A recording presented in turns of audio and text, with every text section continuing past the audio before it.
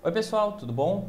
Hoje eu vou explicar sobre três conceitos sobre redes que as pessoas se confundem muito, principalmente quando elas falam de velocidade de internet. Esses são três fatores que contribuem para a velocidade da internet ou pela maneira que você contrata a velocidade com o seu provedor. Esses três itens são largura de banda, latência e tráfego de dados. Bom, para fazer uma analogia, eu vou fazer uma analogia como se a internet fosse um cano, onde você entra dados de um lado e sai os dados de outro. Bom, primeiro vamos falar de largura de banda. O que é a largura de banda? Largura de banda é normalmente o que os provedores chamam de velocidade.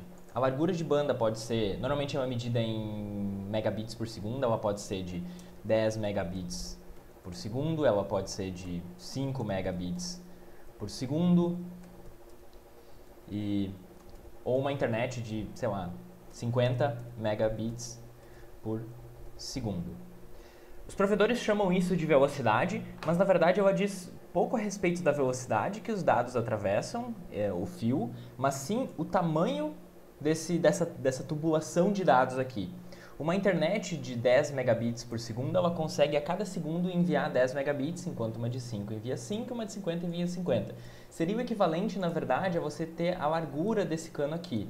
Obviamente, uma internet com mais megabits por segundo teria um cano mais largo e por isso você conseguiria enviar mais dados. Ou seja, você conseguiria ver vários vídeos ao mesmo tempo, acessar vários sites ao mesmo tempo. Mas ele não diz respeito tanto de quão rápido você acessa um site, considerando que você está enviando todos os dados necessários em um segundo, basicamente. Um outro fator importante sobre largura de banda é se dar conta que são megabits por segundo. Largura de banda se mede em megabits. Poxa, mas qual que é a diferença entre um megabit e um megabyte? Todo mundo sabe que o computador ele utiliza uns e zeros para se comunicar, certo? Basicamente, cada número 1 ou cada número 0 é chamado de 1 bit. 1 byte é, na verdade, 1, 2, 3, 4, 5, 6, 7, 8 números desses. Cada 8 números desses corresponde a 1 byte. Então, quando a gente fala basicamente em 10 megabits, a gente fala em 10 mega cada um desses itens aqui. Quando a gente fala em 10 megabytes, a gente fala em 10 vezes esse conjunto aqui. Por que isso é importante? Porque quando você baixa um arquivo de 10 megabytes, na verdade, esse arquivo tem 10 vezes 8, ou seja, 80 megabits. Então você precisaria, de certa forma, de 80 segundos para baixar em uma internet de 1 megabit por segundo, em condições ideais, obviamente. O segundo ponto é a latência.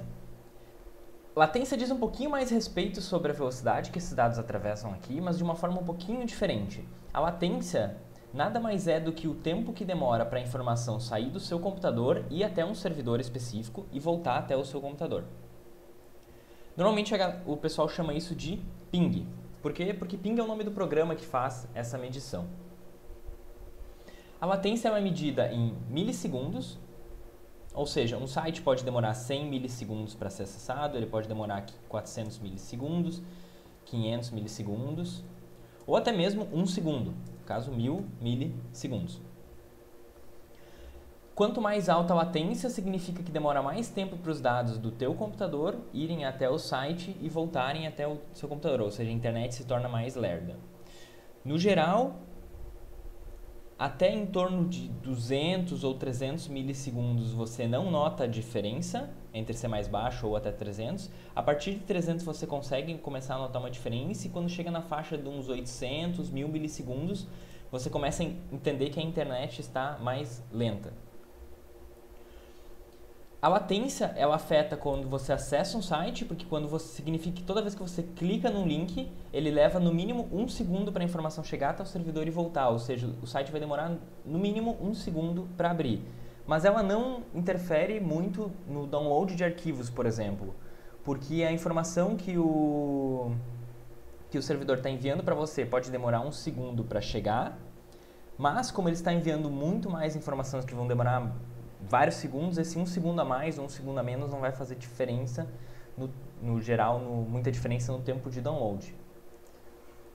Eu vou fazer um exemplo aqui sobre latência, só para vocês terem uma ideia. Para demonstrar para vocês, eu vou fazer um ping de um servidor aqui em São Paulo, para vocês verem o tempo que demora para a informação sair do meu computador, chegar até o servidor e voltar.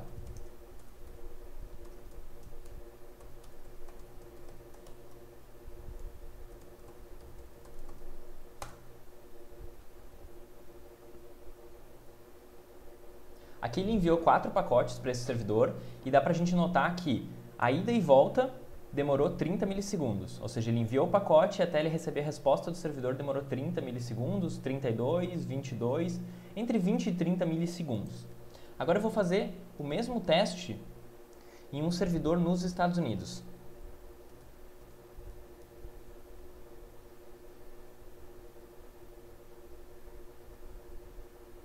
Como vocês podem ver, como o servidor está um pouco mais longe, a resposta demorou um pouco mais para chegar. Demorou praticamente um pouco mais de 3 vezes para a chegada com o servidor que está aqui em São Paulo. Agora, para fazer o último teste, eu vou fazer um ping num servidor no Japão, do outro lado do mundo.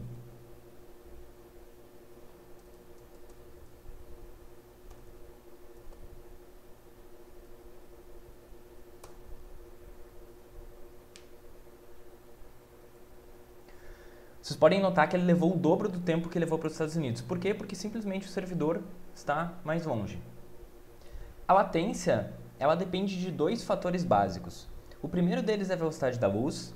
Se você manda um sinal daqui até o Japão, esse sinal ele anda na velocidade da luz. Então significa que, nas melhores das condições, ele tem um tempo mínimo que ele demora para chegar até o Japão. Então você nunca tem como ter uma latência que seja mais rápida do que a velocidade da luz. Indo daqui até São Paulo isso não faz muita diferença, mas indo daqui até o Japão isso pode adicionar alguns milissegundos que façam a diferença. E o segundo ponto que afeta a latência é o atraso. Basicamente, em cada uma das etapas que esse seu sinal passa, ele pode passar por algumas redes que estão mais congestionadas, etc. E isso pode fazer com que o sinal atrase um pouco mais. Então ele é sempre uma composição desses 2 fatores. Um é o tempo que demora na velocidade da luz, que eles chamam de tempo físico, e mais o tempo que ele demorou na rede, que seria o atraso que ele tem na rede, porque algumas redes podem estar congestionadas, etc. O último conceito é o tráfego de dados.